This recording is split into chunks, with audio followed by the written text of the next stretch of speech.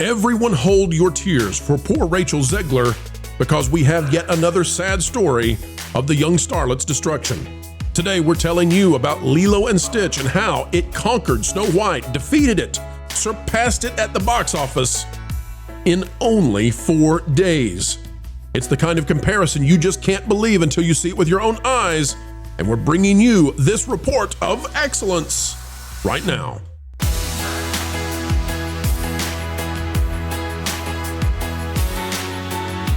Hello folks, it is a dandy of a day and we're happy that you've come our way. Welcome back to the Pro Channel. We're telling the truth with a capital T as all we see as a way forward. As we get ready to move in that direction, click the like button. And folks, we have a panel of excellence ready to weigh in on what's going on as Lilo and Stitch surpasses Snow White in totality in only 4 days at the box office. Get ready. It's the kind of conversation you need, and it starts right now. Ladies and gentlemen, take a look at this. It's out of That Park Place. Oh, I'm sorry, Rachel Zegler. Once again, you're back with us. Lilo and Stitch dominates record-breaking Memorial Day box office, outgrosses. Now listen, it outgrossed it at the box office. It didn't outgross it in some ways. Those dwarves are still plenty gross. Outgrosses Snow White's entire run in 4 days. 4 days, ladies and gentlemen. Both Lilo and Stitch and Mission Impossible: The Final Reckoning contributed to the biggest Memorial Day weekend in box office history. Movie theaters across the country surged, I tell you, the foot traffic, as Disney's Lilo and Stitch and Paramount's Mission Impossible: The Final Reckoning powered an explosive $322 million box office total across all titles, a new high for the holiday frame. Families turned out in force for Lilo and Stitch, Disney's live-action remake of the 2002 animated classic. The film earned a massive $145.5 million over the weekend and is projected to close out the 4-day stretch with $183, beating Top Gun Maverick. It now stands as the second highest 4-day holiday debut in history behind Black Panther. But folks, not all is well at the House of Mouse. Not all is grand, for guess what? This stands in stark contrast to one Rachel Zegler. What are we talking about? Well, if we go down here, it says the contrast between the two films goes beyond the numbers. What numbers are those? Among Disney's modern remakes, Lilo and Stitch still ranks behind The Lion King and Beauty and the Beast in terms of debut strength. It's also a major bounce back after the March release of Snow White floundered at the global box office, taking in just $204 million against a $250 million budget. And we believe that's even higher. By contrast, Lilo and Stitch made more in 4 days. Let me say it again. Lilo and Stitch made more in just 4 days than Snow White ever did. We believe the budget for Snow White is something north of $300 million. Guess what, folks? Lilo and Stitch, reportedly, $100 million. Whatever we might think of Lilo and Stitch, whatever we might wonder about its box office hold, after some people have a real problem with the Ohana theme in this one, we can say definitively that we now know what the Rachel Zegler effect and impact is. It is significant. And this is why you do not want bad PR at any time for an upcoming Disney film, especially if it's aimed at families. Panel, do you think that Disney has learned their lesson yet now? Do you think that they're going to blink before they put another one of these Pedro Pascals or Rachel Zeglers in charge of a movie and make that announcement? I would hope so. You said I would hope so, but probably no.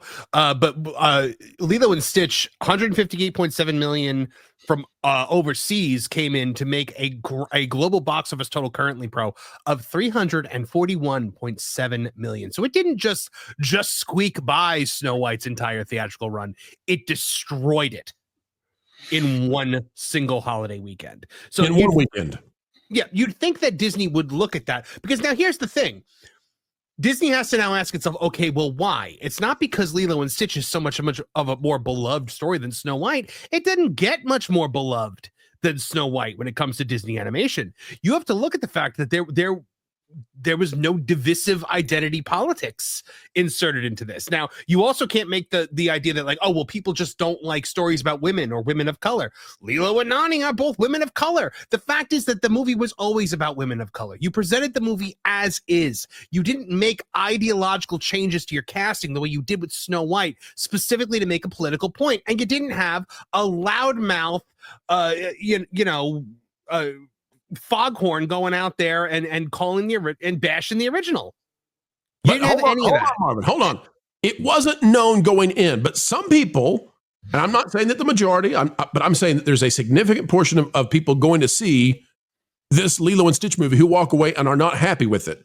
And the sentiment, I think, is right here in this image. Now, I'm not saying that, that this is the correct takeaway from the movie, but I'm saying that a lot of people who think this is the takeaway of the movie, right or wrong, no determination there for me, and yet it's still destroying Rachel Zegler. Being an abrasive actor or actress who just slimes the audience, it is devastating in a way that not even a divisive or controversial narrative can be. Fair? Marvin, fair? Yes, I think so. I think that's fair. What do you think about the image, though? Is it fair? No. I would wonder if this person actually saw the movie, because all right, get into that. The family is still very much together. At the end of the day, Lilo's neighbor, who has already kind of been like family the entire time, Lilo is being taken away by the government regardless here. So the Lola, as we call it, the grandma character that kind of lives next door, adopts Lilo. Nani is still in the family. Nani is going to earn her degree and be able to support the two of them. And she has Stitch's portal gun, which means that every night she can just come home and be with Lilo. It's just exactly. Like, to me, it was a more realistic ending, because the animated film kind of ends with like, well, she's still unemployed and, their house was blown up, but, they're together and, Well, now, hold on. Let me push here, Marvin. And we are in spoiler territory. Apologies, folks. Here's my pushback.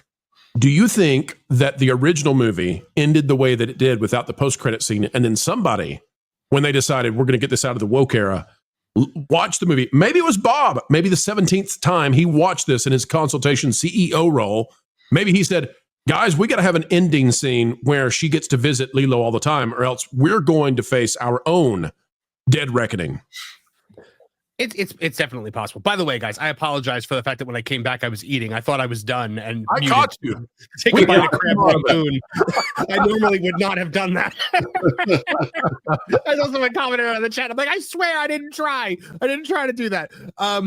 No, but yeah, I mean, look, I see why people might not like the ending. I was even about it in the theater, but I decided I liked the movie enough where it didn't ruin it for me. I thought that I thought that it kind of worked when I logicked it a little bit in my head. But yeah, I think it's a valid take to have. It's just not the take that I had from it. Yeah.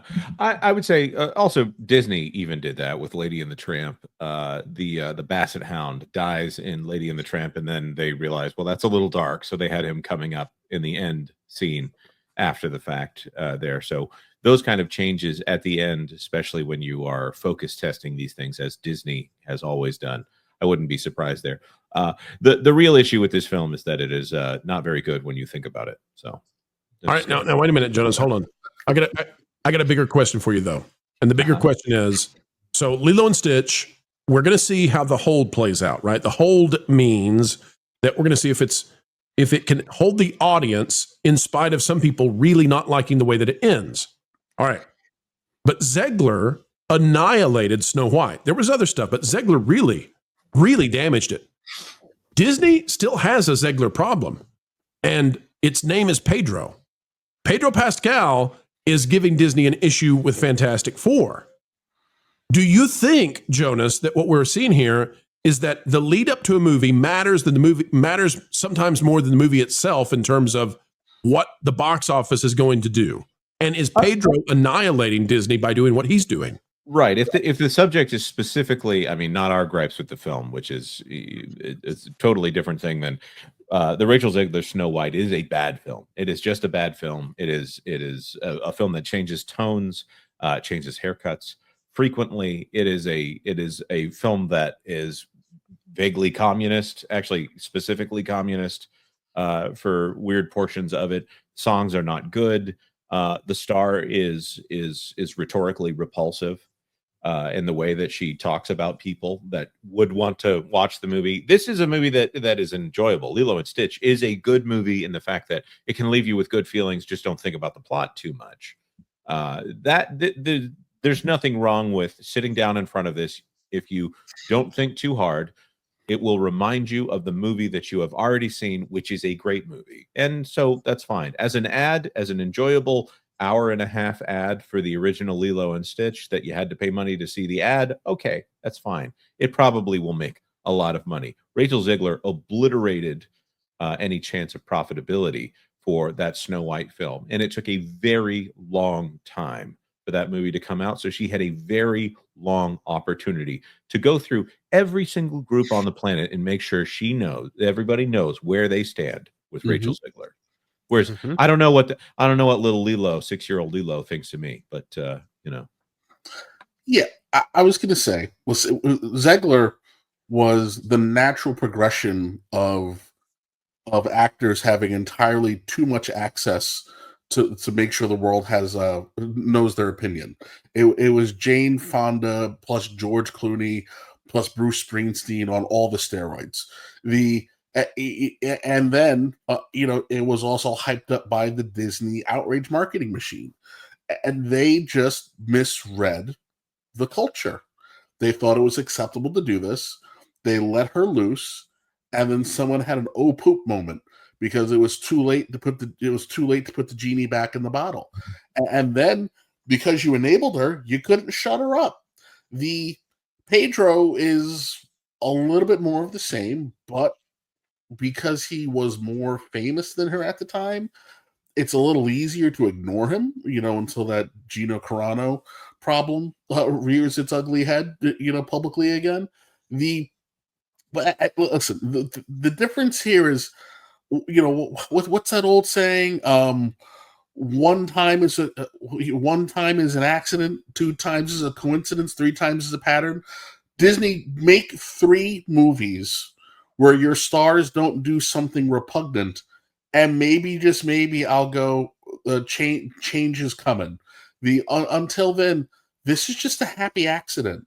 You weren't gonna, thank goodness we were past this point, but Disney at least understood that things weren't going to go well if they put a 6-year-old out there with a bunch of loony leftist talking points and told her to look into the camera.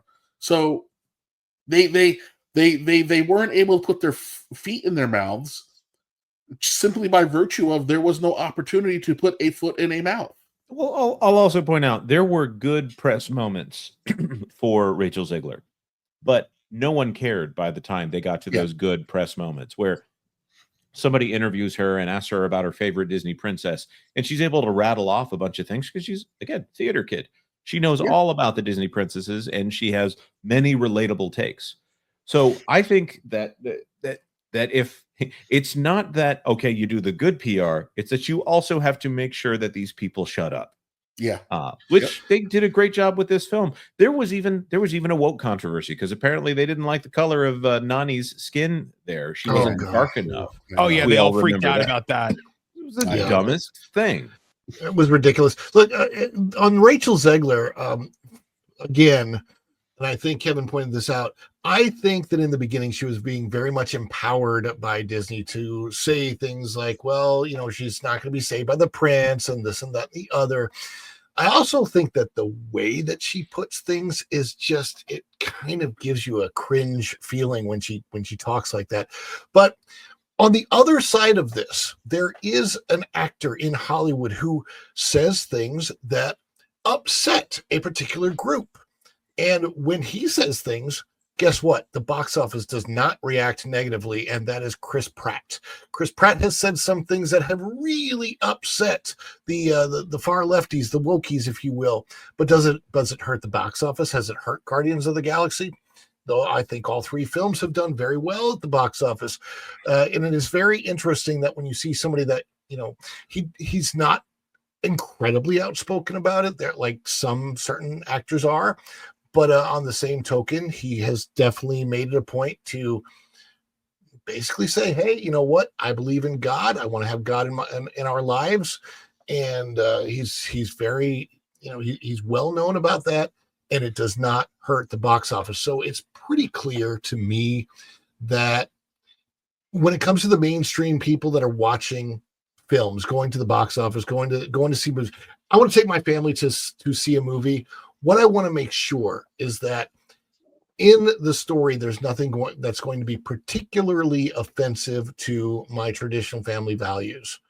And as long as you're keeping things, and I know Pro says it, the mainstream middle, the sensible center where the money can be made, it makes a lot of sense. And if you hire actors or actresses that are going to stray very far from that into a pool that is a very, very small, but maybe a very loud pool, I don't think that you're going to do very well. So again, I hope that Disney does take the lesson from this. Will they, with the current people that are in charge?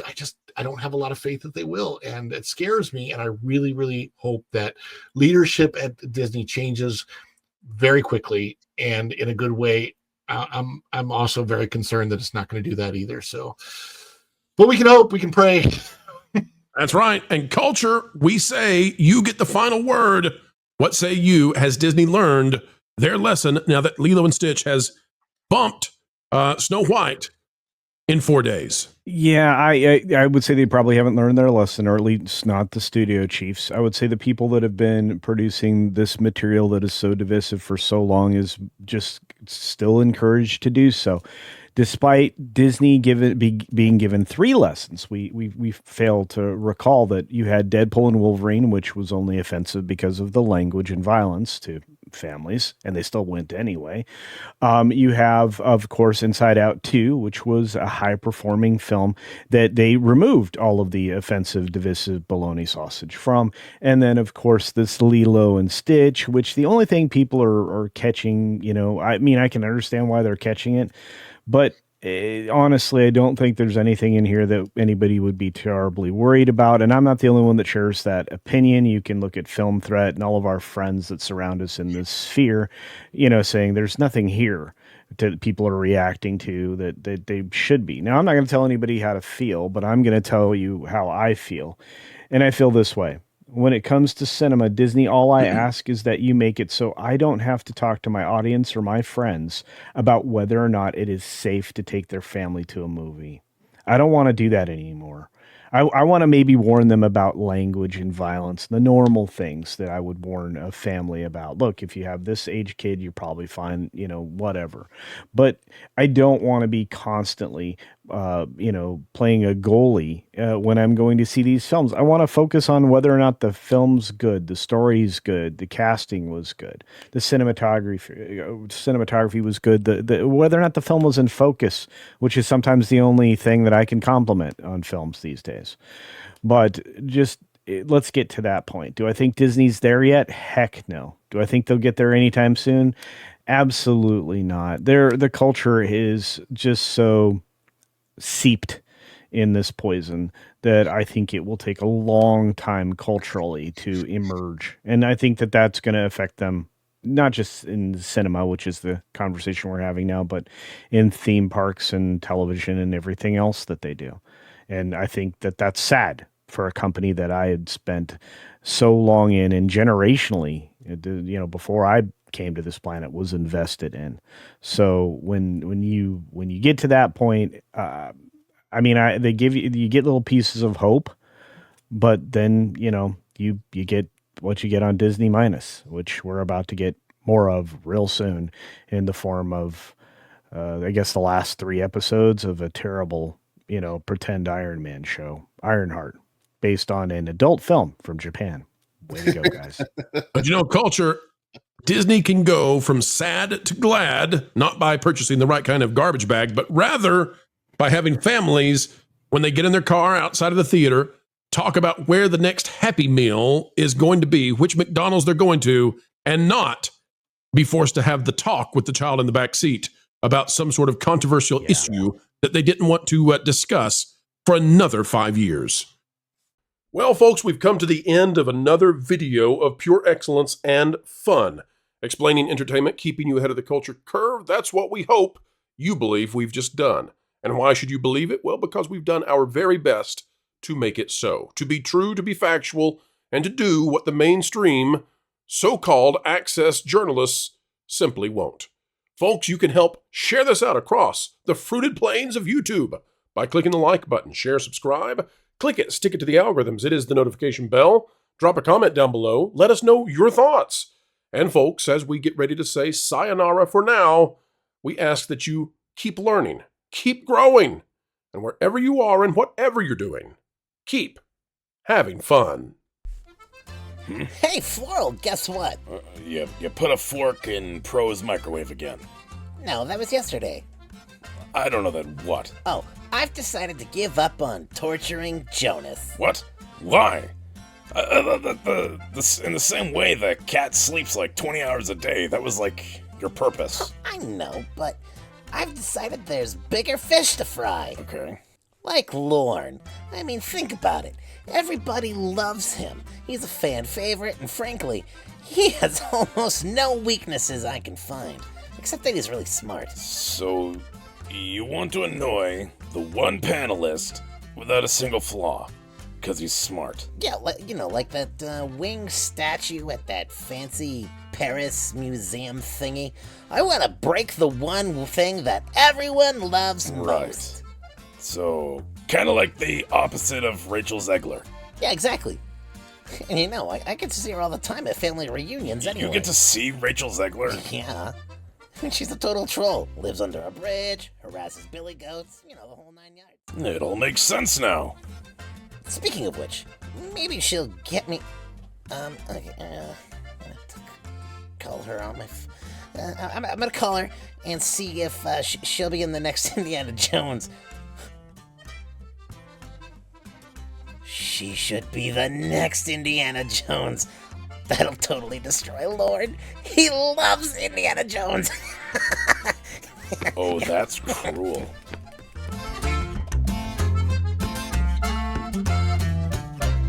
Hey, Rach. I've got a cool idea for you that involves a whip and snakes. I love that description. It's perfect. I know, right? Weird, as we always say.